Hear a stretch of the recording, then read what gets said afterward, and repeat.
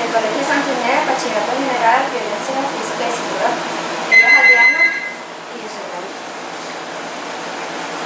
Como el tema como ya se dijo a tratar es la violencia psicológica y física. Nosotros nos vamos a enfocar en la Escuela de Organización del Estado Iberoamericano, que es la OI. La primera pregunta es, a su criterio, ¿cómo define la violencia física?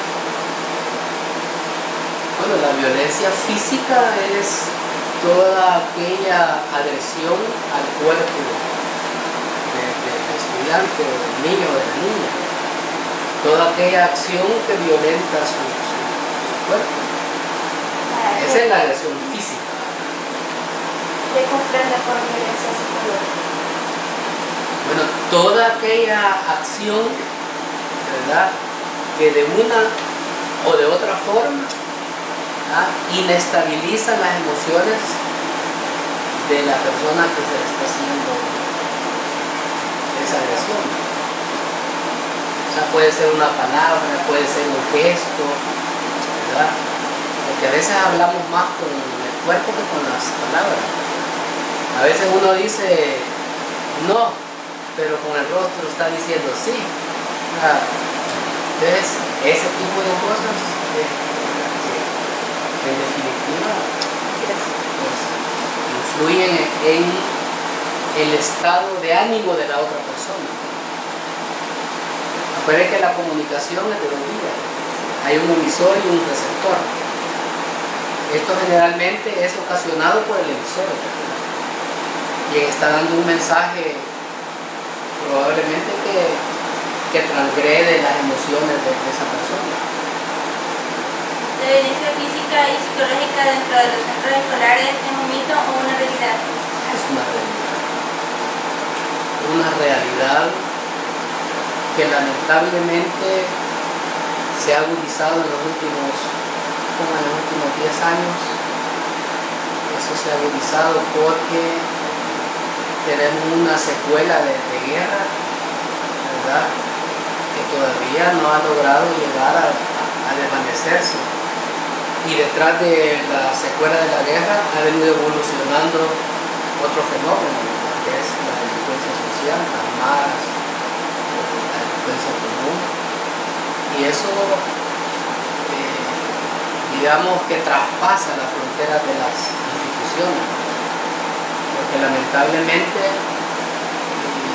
nuestros jóvenes, niños y las niñas que están en la escuela vienen de hogares que probablemente tienen violencia verbal, violencia psicológica, violencia corporal. Son niños que los amarran hasta con cadenas, que son inquietos. Entonces, definitivamente eso es una realidad, no es un mito, y es una preocupación que deberíamos tener todos, sin distinción de color, de raza, género. Nadie debe ser expuesto a violencia, nadie, absolutamente nadie. ¿Puede narrar un caso particular de violencia física o psicológica? Ay, eso hay. Desde el maestro que castiga con una regla al joven, hasta pleitos que han habido directamente entre maestros y alumnos, alumnos con alumnos, alumnos con maestros. O sea, es una gama enorme. Por supuesto que cada caso tiene su propia dinámica. No todos los casos son así nomás, tienen un origen. Y casi siempre el origen está en la familia. Por eso, cuando hablamos de educación, hablamos que la educación tiene que ser de toda la comunidad, partiendo desde tu casa. Pero cuando tú llegas a la escuela, te das cuenta que no todos se portan como vos. Ustedes se portan bien, pero tal vez el que está a la par se porta mal, y ustedes dicen, oye, ¿aquí qué pasa? Pero claro, ustedes no saben si ese jovencito no tiene papá, no tiene mamá, se ha criado solo, etc. Así es. muchos casos así. Y ya para finalizar, ¿cuáles serían sus recomendaciones respecto de las personas o profesionales que trabajan con jóvenes? Mire, lo primero, todo profesional que trabaje con jóvenes debe de estar acreditado. Una acreditación y una supervisión constante, porque parte de la generación de violencia es que hay personas que se han dedicado a trabajar con jóvenes pero no están acreditados. O sea, no les han desarrollado pruebas psicológicas, se han hecho, como dicen, al machete, y no necesariamente esas personas son las más idóneas para que trabajen con jóvenes. Para mí, los profesionales que trabajan con jóvenes deberían ser profesionales debidamente acreditados y estar bajo una constante supervisión, ¿verdad?, para evitar este tipo de situaciones que no son nada agradables. El bullying es un fenómeno que se ha venido dando y se ha generalizado en las escuelas, y es el maltrato entre jovencitas, entre jovencitos, entre el maestro y el alumno. Hay maestros, con el debido respeto que lo merecen los compañeros maestros, pero algunas veces les pasa la manita, ¿verdad? Y no necesariamente física, sino a veces una agresión verbal, ¿verdad? Una agresión verbal de parte de un maestro, por ejemplo, es una agresión psicológica. Te daña tus sentimientos, tus emociones, y no todos tenemos la fortaleza de aguantar. Algunos lo hacemos con valentía, otros mejor nos ponemos a llorar, y ahí se va enfermando las personas.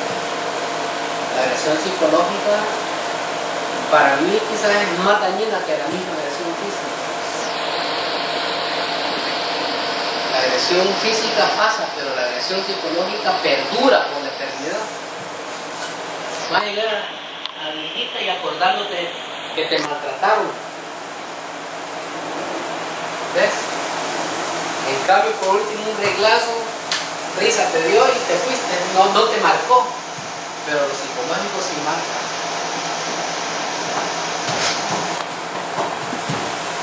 Pregunten, que ya me voy. Sí, por ahorita ya finalizamos y muchas gracias por lo que nos ha dicho y por el tiempo. Vale.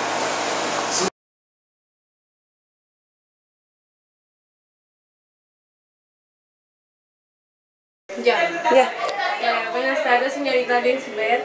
Mi nombre es Alejandra Castillo y mi compañera Silvia Martínez. Venimos de parte del Colegio Santa Inés y nos encontramos en la Escuela de Organización de Estados Iberoamericanos para saber cuáles son sus puntos de vista acerca de la violencia física y psicológica. A su criterio, ¿cómo define la violencia física? La violencia física es todos aquellos, vamos a decir, problemas que se puedan presentar en contra de los niños, cuando sus derechos no les son respetados. Asimismo, una violencia física es cuando hay un golpe, cuando hay maltrato verbal también, ¿verdad? O un tipo de castigo que es inapropiado para los muchachos y para los niños. ¿Qué comprendemos por violencia psicológica? La violencia psicológica para nosotros es cuando se agrede a un niño de manera verbal, haciéndolo sentir menos, ¿verdad? Dañando su dignidad como persona. Todos tienen el derecho y el deber de cumplir ciertas normativas dentro de la institución. Cuando alguien atenta contra esos derechos y deberes del niño, ¿verdad? Diciéndole palabras groseras, haciéndolo sentir menos, bajando su autoestima, a eso nosotros le llamamos violencia psicológica. La violencia física y psicológica en esta escuela, ¿cree que es un mito o una realidad? Se dan casos, como toda institución, ¿verdad? A veces pasa entre los mismos alumnos, a veces entre maestros y alumnos, e incluso hoy en día que existe la ley Lepina también, ¿verdad? Nosotros los docentes debemos de tener mucho cuidado en el trato que se tenga con los niños, ya que son leyes que protegen y amparan este tipo de daño que se le puede hacer a los alumnos. Entonces, para mí sí lo hay en alguna medida, ¿verdad?, de parte de algún maestro que a veces no tiene tolerancia. Los niños de por sí son inquietos, ¿verdad?, y a veces como que los niveles de tolerancia no son muy buenos, y sí, ha habido situaciones en donde se ha tenido que hablar con maestros y decirle, mire, no es la forma, ¿verdad?, porque el trabajo que nosotros hacemos es bien delicado con los niños, ¿verdad? Entonces se trata la manera de orientar a los docentes para llevar un buen trato hacia los niños con los cuales trabajan. ¿Puede usted narrar un caso particular de violencia física o psicológica? De violencia física, bueno, hace 2 años más o menos se nos presentó un caso de violencia física y también psicológica.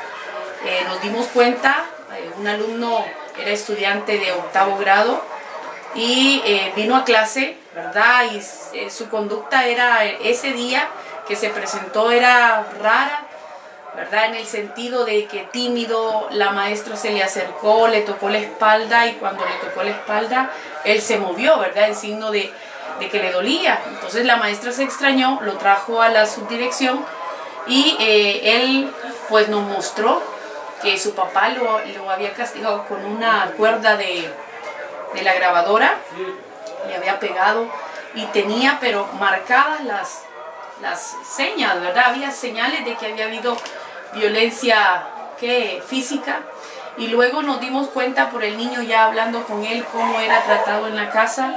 Se mandó a llamar a los papás, más que todo al papá, porque el papá toma mucho. Entonces cuando el papá llega bolo a la casa, se desquita con el niño, ¿verdad?